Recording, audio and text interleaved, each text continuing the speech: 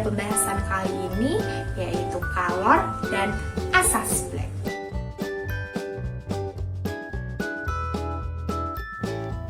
Kita akan memahami tentang konsep kalor.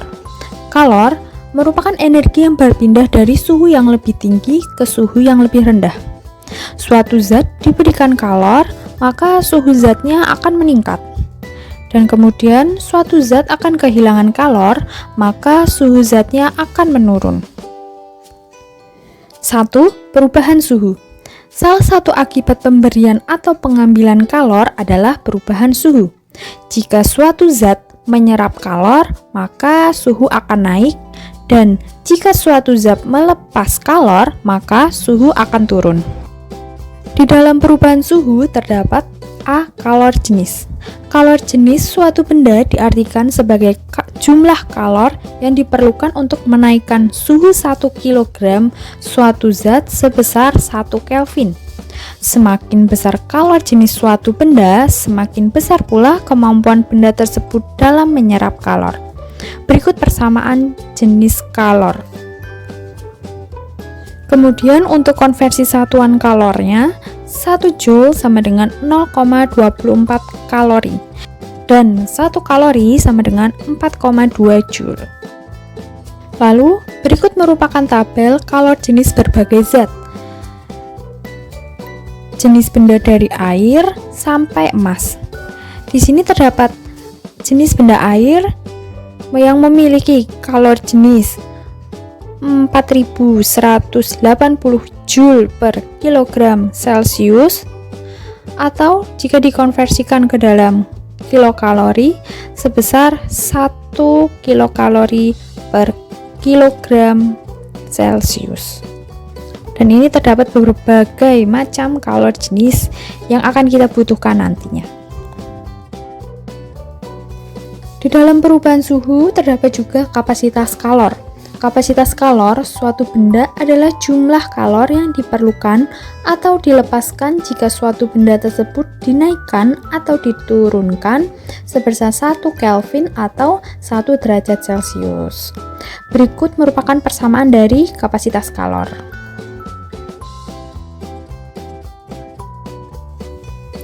Dua, perubahan wujud zat. Kalor yang diterima atau dilepaskan suatu zat dapat mengakibatkan pada perubahan wujud zat. Berikut ini merupakan peristiwa perubahan wujud zat. Perhatikan gambar berikut. Zat padat menjadi gas disebut menyublim. Zat padat menjadi zat cair disebut mencair atau melebur. Zat cair menjadi gas disebut menguap. Kemudian gas menjadi zat padat disebut mengkristal. Gas menjadi zat cair disebut mengembun. Dan yang terakhir, zat cair menjadi zat padat disebut membeku. Nah, perubahan wujud zat yang melepaskan kalor adalah mengkristal, mengembun, dan membeku. Kemudian untuk perubahan wujud zat yang menerima kalor adalah mencair, menguap, dan menyublim. Dalam perubahan wujud zat terdapat kalor laten.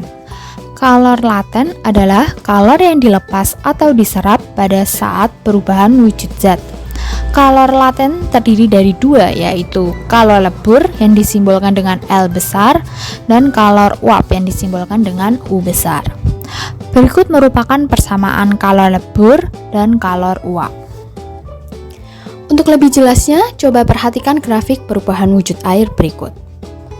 Grafik ini menunjukkan perubahan wujud dari es atau padat menjadi air atau cair, lalu menjadi uap atau gas.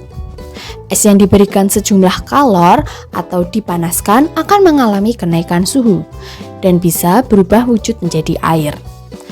Dan air yang dipanaskan terus-menerus akan mengalami kenaikan suhu dan bisa berubah wujud menjadi uap jika dipanaskan hingga melebihi titik didih 100 derajat Celcius.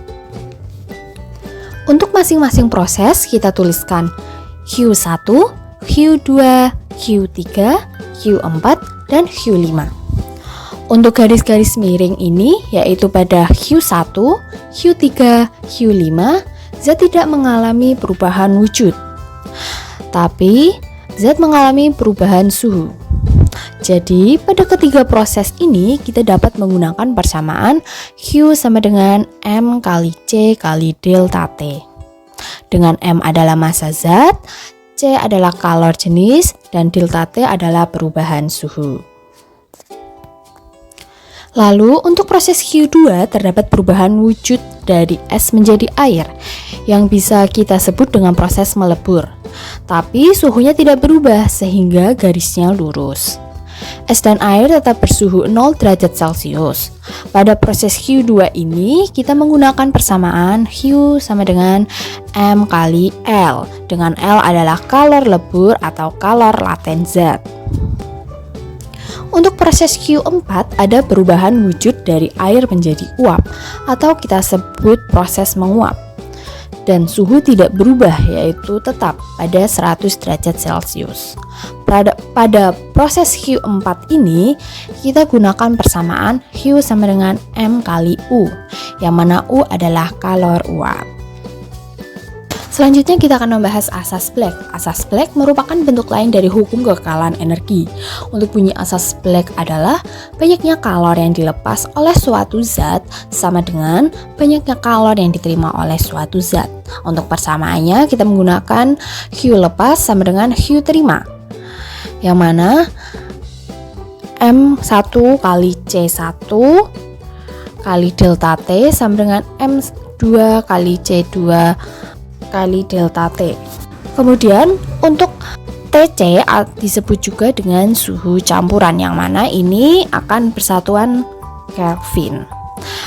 Selanjutnya yang perlu diingat adalah ada sedikit trik.